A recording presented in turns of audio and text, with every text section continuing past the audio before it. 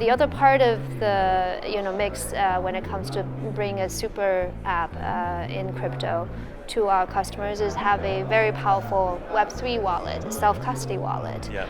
That gives you everything that is Web3, that's self-custody. And again, I think last year we see a lot of progress in our product. When we look back at our progress of the last 12 months, it's mind-blowing to see that our self-custody wallet actually now have accumulated more AUM than CeFi, which is coming anyway, is reinforcing our belief that our strength as a crypto native player is to really bring that Web3 superpower to the table. And that's where I think we're trying to build our competitive advantage.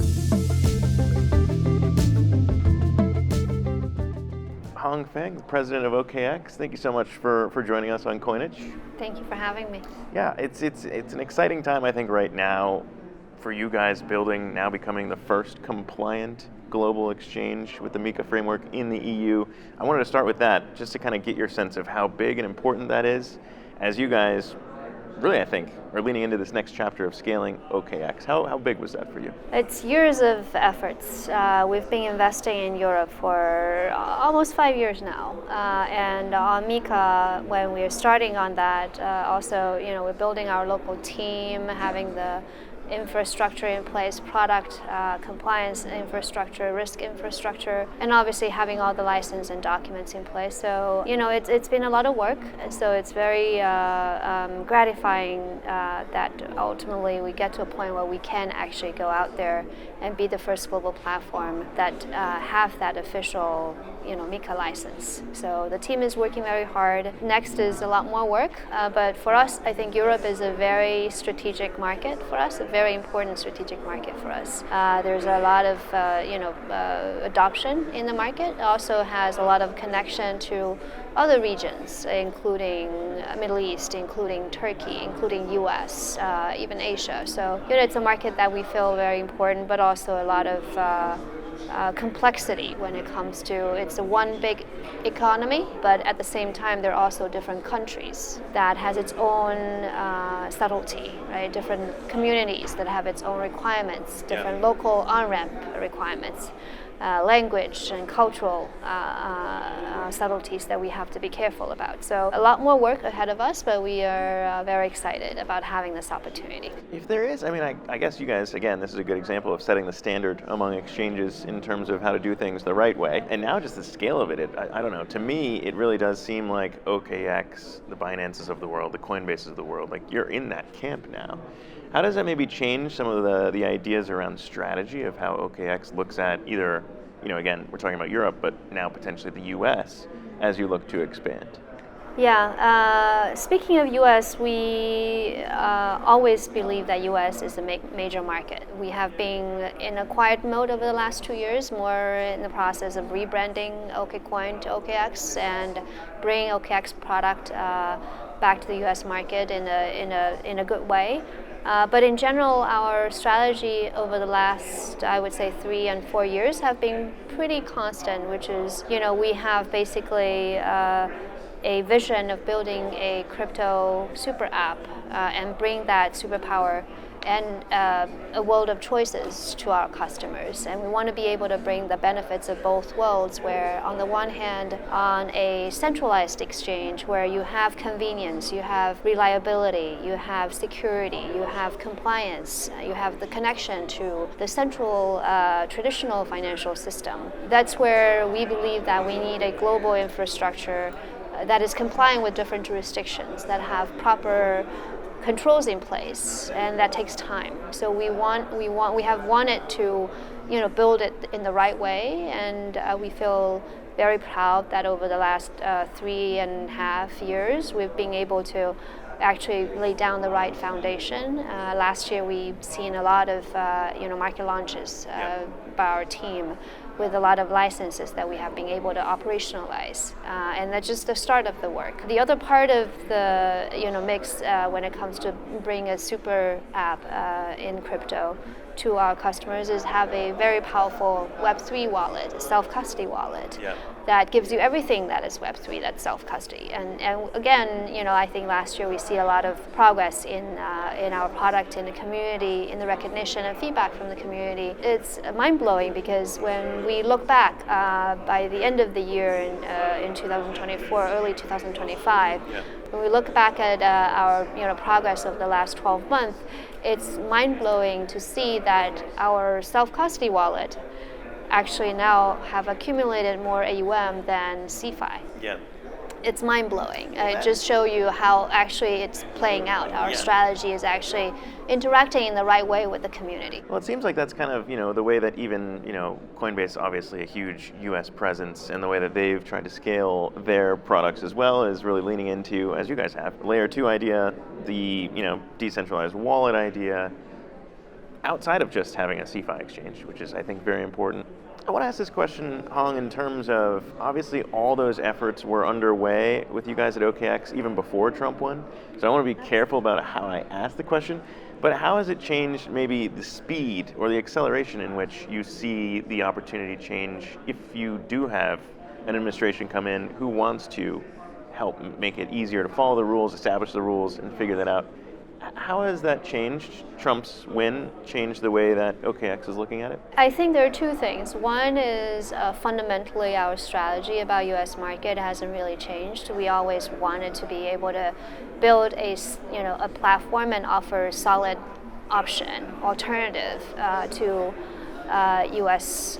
Customers, other than what's already out there. That being said, and also to be honest, over the last 3 years, a lot of the work that we've done, even if we seem to be quiet in U.S. market externally, a lot of the work we have been doing internally, preparing the other markets, are actually relevant for our upcoming comeback in U.S. That being said, we also very much anticipate more regulatory clarity in U.S. I think that would have a huge impact, first of all, on the banking system, on banking capabilities, on REMS, which is, as you know, is basically the operational bloodline for us as a exchange, particularly on the centralized side. So we hope that with that, regulatory clarity, we will be able to develop more redundancy in our on-ramp system in the U.S. market. I think that would be the most critical impact, immediate impact for us. Obviously, if later there is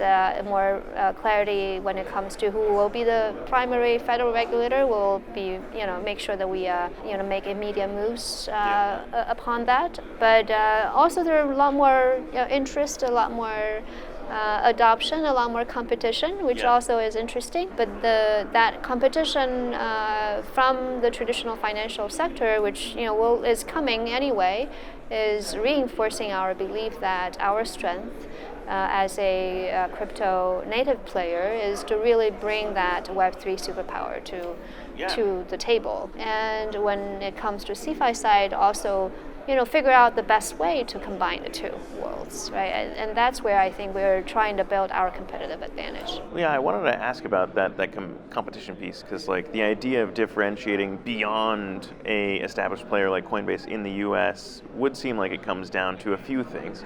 Curious to think about what OKX is best positioned for in differentiating from what Coinbase is trying to do. Because it seems like there are some critiques that while they are kind of leaning into this, base and what they're building, the Solana camp has gotten very loud in saying, hey, look, you're not supporting us the way that Coinbase should be supporting us.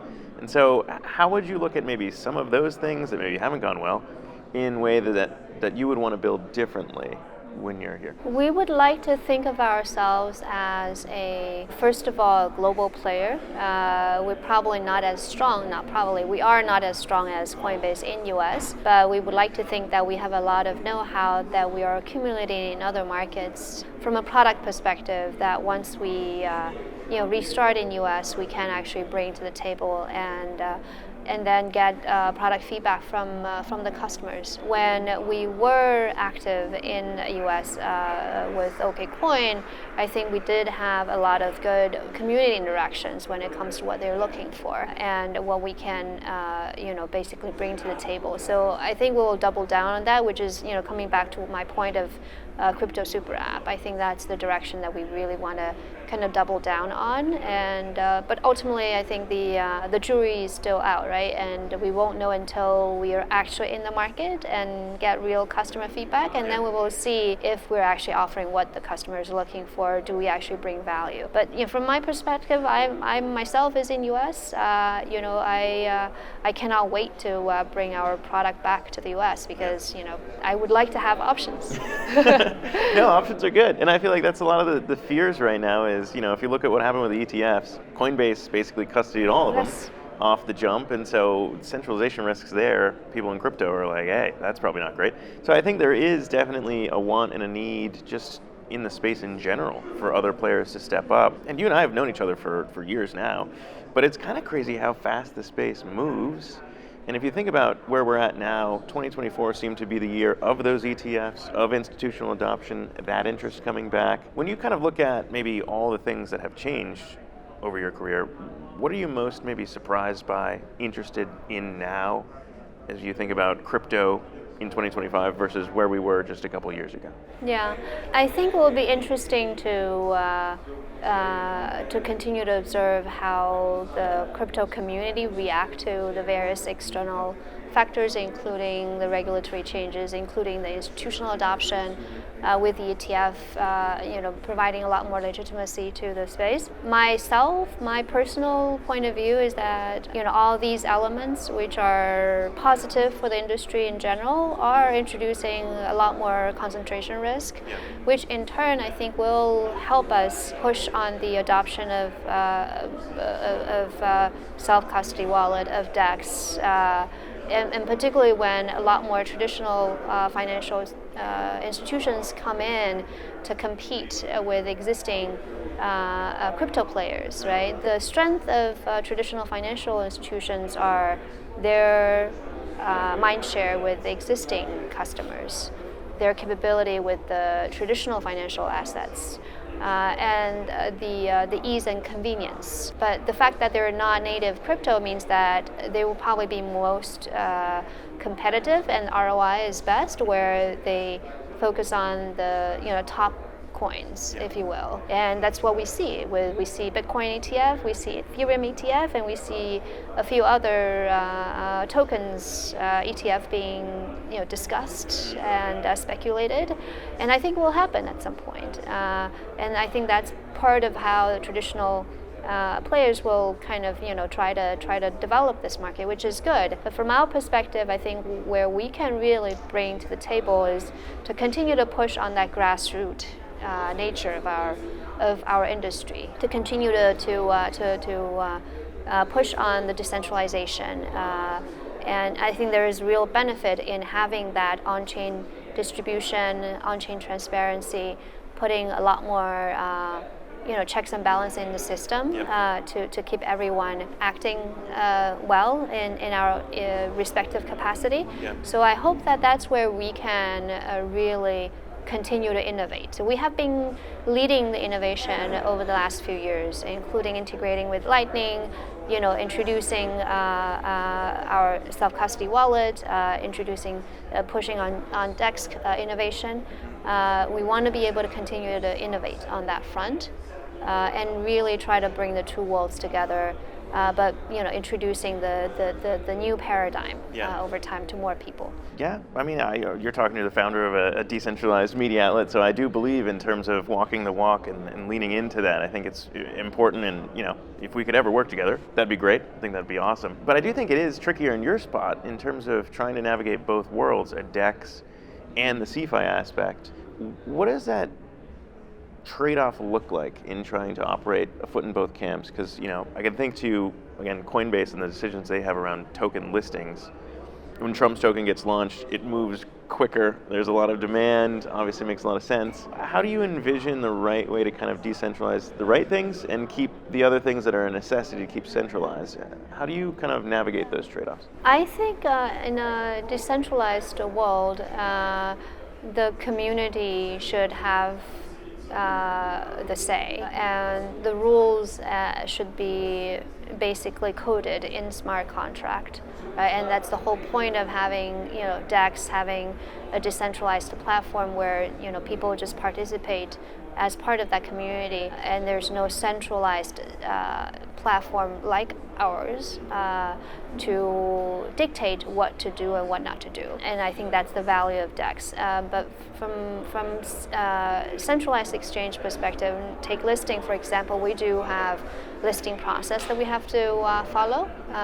We have very strict and thoughtful listing process that we put each potential token through. That's also necessary, because as a centralized platform, we want to make sure that there is checks and balance in place to make sure that no one either is doing evil intentionally or accidentally do something wrong that can hurt our customers. Yeah. So I think that is important. So from our perspective, my read is that it's all about governance. It's all about governance. CeFi governance is about having the system in place to put us as operator in check. Even internally, different teams have to be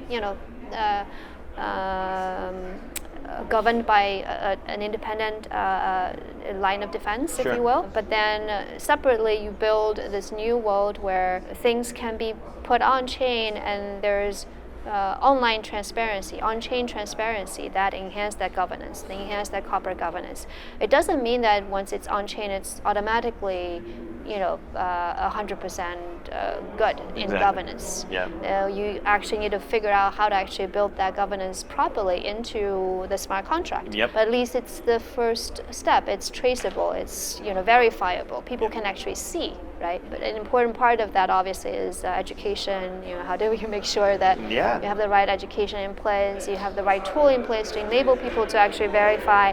There's a whole thing, I think, a whole list of things that we as an ecosystem, as an industry, can actually do in that direction. And I think you guys are actually also, people like you are also playing a role. Yeah, right? it's different not people easy to do, and I think the whole space, the whole reason why Coinage is here is to experiment openly and, to your point, transparently. When we have DAO votes that people can vote on Snapshot using our NFTs to tell us which crypto projects won, and Solana won our Crypto Project of the Year award after 16 interviews that we all did. And it was very transparent, and I think it's a cool way to democratize all this. And so, yes, I hope there is more support for projects that are trying to build something publicly and openly, because, as you said, it's not easy to do. But Hong, let me wrap with this, because I think, again, we have a lot of US users, yourself, me.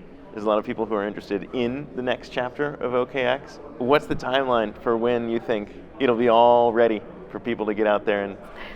This year. Originally, we wish we could get back last year, end of last year, but things, there are moving pieces. So hopefully this year we're getting ready. And again, I think as with the new administration, hopefully the banking sector in the U.S. will be more open and flexible, and thereby we'll be able to build more redundancy in that part, which I think is critical, right? Because people want to be able to get in and get out, and once you are having challenges on that front, it just take away a lot of the breathing room. So I'm very hopeful. So this year, yes. All right, this year. Well, we'll hold you to it. But Hong Fang, appreciate you so much for joining us, President at OKX. Thank you very much. Thank you again. Thank you.